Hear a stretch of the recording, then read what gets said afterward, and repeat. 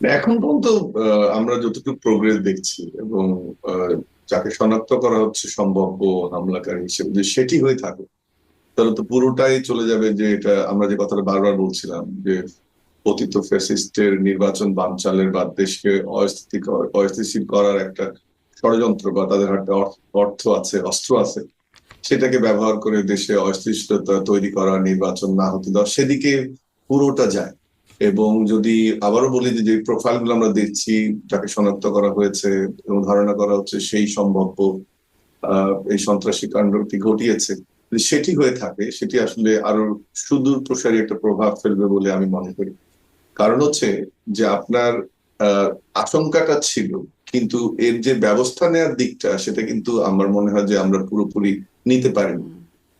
ভঙ্গুর আইন শৃঙ্খলা পরিস্থিতি যেমন আছে, তেমনি বিপ্লবের পক্ষের শক্তিগুলো যখন নিজেদের মধ্যে তাদের স্বার্থের কারণে দ্বন্দ্বে লিপ্ত হচ্ছে, নির্বাচনে জেতার জন্য একজন আরেকজনকে আক্রমণ করছে, এবং দুঃখজনকভাবে অনেক ক্ষেত্রে আমরা একই ধরনের রাজনৈতিক ভাষা এবং ব্যবহারের প্রয়োগ দেখছি, যেটি আমরা আসলে আশা করিনি। আমি এটি বলছি না যে একেবারেই পরিবর্তিত হয়নি, বরং আমি বলার জন্য দুঃখিত, কিন্তু আমি দেখছি যে প্রধান যে দলটি এই মুহূর্তে আছে, বিএনপি, তাদের যে ভাষার ব্যবহার, তারা যেভাবে অন্য দলের যখন তাদের আক্রমণ করা হচ্ছে ভাষার দিক থেকে, এবং তাদের যে ভাষার ব্যবহার, সেটি বরং আমি মনে করি অনেকটা মার্জিত। নাম উল্লেখ না করে অনেক সময় বলা হচ্ছে, ব্যক্তিগতভাবে খুব কম নেতাকে আক্রমণ করা হচ্ছে, কিন্তু অন্যদিকে আমরা গুপ্ত গোষ্ঠী, নতুন গোষ্ঠী, বা ইভেন নতুন যে রাজনৈতিক দলগুলো প্রকাশ হলো বা নতুন আত্মপ্রকাশ হলো, তাদের ভাষার ব্যবহারের ক্ষেত্রেও কিন্তু আরো শালীনতা আমরা আশা করেছিলাম। তো এই যে না, আমরা সুযোগটা দেখছিলাম, দিচ্ছে, আমি এই ফেসবুকে দেখছিলাম সুযোগটা, যে এই সুযোগটা। বিশ্ববিদ্যালয়ের শিক্ষকই, আপনাদের শিক্ষিকা একজন শেয়ার করেছেন যে আফরোজা আব্বাসের বক্তব্য, মির্জা আব্বাসের স্ত্রী এবং বিএনপি নেত্রী, তিনি আসলে ফাতিমা তাসনিম জুমাকে কিভাবে বলছেন বস্তির মেয়ে, তিনি কি করে জুবাইদুর রহমানের পাশে তিনি এভাবে থাকেন, এটি তার জন্য অনিরাপদ, মানে বিএনপির না, বিষয়টা নেতাকর্মীরাও মানে তো পুরো বলছেন। বিষয়টা তো ঘোলাটে, এটি তো বলতেই হবে। মানে মির্জা আব্বাসের দেখতে গেলেন হসপিটালে, হুম। আপনি সেখানে গিয়ে তার বিরুদ্ধে যেভাবে স্লোগান দিলেন, এটা তো, এই বিপ্লব তো আমরা চাইনি আসলে। এবং এই ধরনের মানসিকতা, এ ধরনের আচরণ তো পরিহার করতে, ওই যে ওই কথাটা আমি বলছি, যে যে কারণে কিন্তু আমরা ধরে নিচ্ছি এই মুহূর্তে হাইপোথেটিক্যালি যে যাকে শনাক্ত করা হচ্ছে সে আওয়ামী লীগ, এবং তারা তো এই সুযোগটি নেবে যখন অনৈক্যটা তৈরি হচ্ছে, শুধুমাত্র ভাষার ব্যবহারে না, কাজের ক্ষেত্রেও তো হচ্ছে, এই অনৈক্যের সুযোগটা নেবে। ওই জন্যই বলছিলাম যে এটার ইফেক্ট কিন্তু সুদূর প্রসারী। আরেকটা হচ্ছে, এরপরে আসি যে আমরা তো বলি যে নন ট্রেডিশনাল ট্রেডিশনাল সিকিউরিটি, এটা তো নন ট্রেডিশনালটা বললাম, ট্রেডিশনালের জায়গাটা দেখেন। আমরা যেটা করতে পারিনি সেটা হচ্ছে, পৃথিবীতে যখন এ ধরনের গণ অভ্যুত্থান হয়, এটার পরবর্তীতে এ ধরনের আইন শৃঙ্খলা পরিস্থিতির অবনতি, বিপ্লবীদের প্রতি হুমকি, এটা একদম খুব সাধারণ বিষয়। আমি দুটো ছোট উদাহরণ আপনাকে দিই।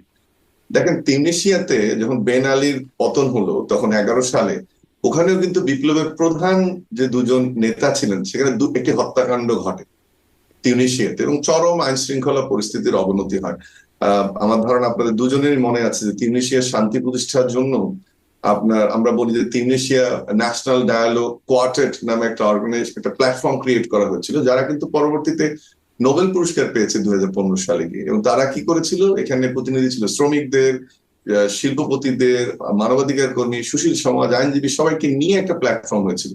এবং তারা যেটা করেছিল, যে যে দলগুলো বিপ্লবে অংশগ্রহণ করেছে তাদের মধ্যে যখন এ ধরনের দ্বন্দ্ব সংঘাত হচ্ছে, এই প্ল্যাটফর্মটি সফলভাবে 2014 সালে একটি ভোটের দিকে নিয়ে যায়, এবং পরবর্তীতে একটা নতুন সংবিধানও কিন্তু উপহার দেয়। তো এই যে মেকানিজম গুলো, আমরা অনেক উদাহরণ, আমি ইউক্রেনের উদাহরণ দিতে পারি আপনাকে, রুয়ান্ডার উদাহরণ দিতে পারি, দক্ষিণ আফ্রিকার উদাহরণ দিতে পারি, একটু আগে আমরা ইনফর্মালি কথা বলছিলাম।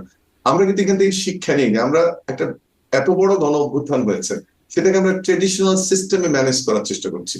দেখেন, আরেকটা উদাহরণ আপনাকে আমি দিই, ইউক্রেনে। ট্রেডিশনাল সিস্টেমেও আসলে কতটা ম্যানেজ করার চেষ্টা করছে সেটা নিয়েও আমি প্রশ্ন করব, ম্যানেজ করার চেষ্টাটাই আসলে কতটা আছে সেটা নিয়েও আমি প্রশ্ন করব। কিন্তু আপনি বলছিলেন যেটা, ওটা আগে একটু শুনি, যে যেহেতু যাকে গ্রেপ্তার করা হয়েছে তিনি আওয়ামী লীগ, আসলে সাবেক ছাত্রলীগ নেতা তিনি একজন, তাকে গ্রেপ্তার করা হয়নি, দুঃখিত, শনাক্ত করা হয়েছে। শনাক্ত করা আহ, হয়েছে।